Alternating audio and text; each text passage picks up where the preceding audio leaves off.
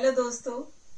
कहते हैं वो माँ ही होती है जिसके रहते जिंदगी में कोई गम नहीं होता। दुनिया साथ दे या ना दे, पर माँ का प्यार कभी कम नहीं होता। ऐसी ही एक कहानी। रात के 9 बजे का समय था। दुकान बंद करने का समय हो गया था।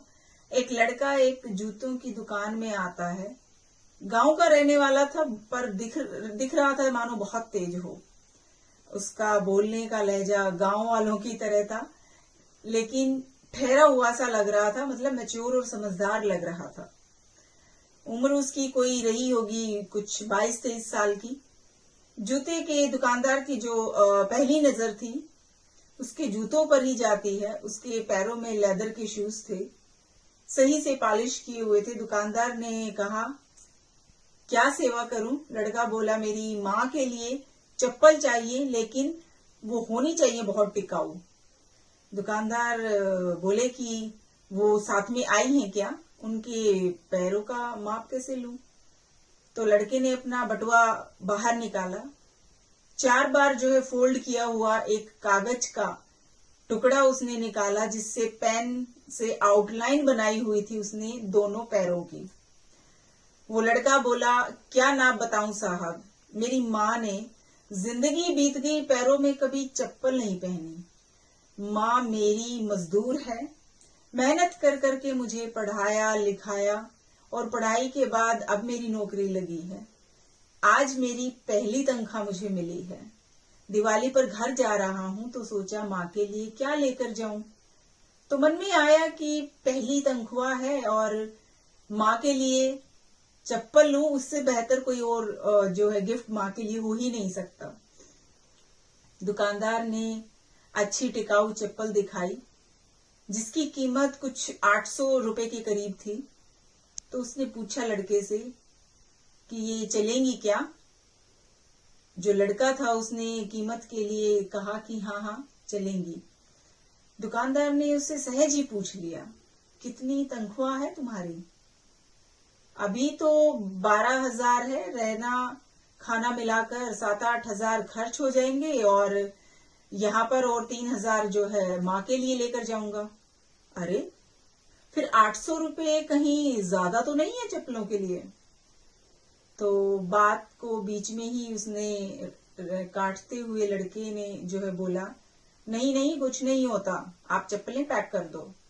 दुकानदार ने चप्पल बॉक्स में पैक कर कर दे दिए।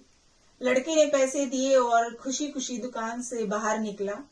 पर दुकानदार ने उसे कहा कि रुको, थोड़ा ठहरो। साथ ही दुकानदार ने एक और बॉक्स उस लड़के के हाथ में दिया। ये चप्पल माँ को तेरे इस भाई की तरफ से गिफ्ट में दे देना। माँ से कहना पहली खराब हो जाए तो ये दूसरी वाली पहनना, लेकिन नंगे पैर नहीं घूमना, और इसे लेने से प्लीज मना भी मत करना। दुकानदार ने एकदम से दूसरी मांग करते हुए कहा, उन्हें मेरा प्रणाम कहना, और क्या एक चीज मुझे तुम दे सकते हो? लड़के ने कहा, बोलिए। वो पेपर जिस पर तुमने पैरों की आउटलाइन बनाई थी, वो पेपर मुझे चाहिए। वो लड़का दुकानदार के हाथ में वो पेपर देकर बड़ा खुशी खुशी आगे चला गया। वो फोल्ड किया हुआ कागज लेकर दुकानदार ने अपनी दुकान के जो पूजा घर था उसमें, दुकान के पूजा घर में कागज को रखते हुए उसको हाथ जोड़कर वहां उस कागज को रख दिया।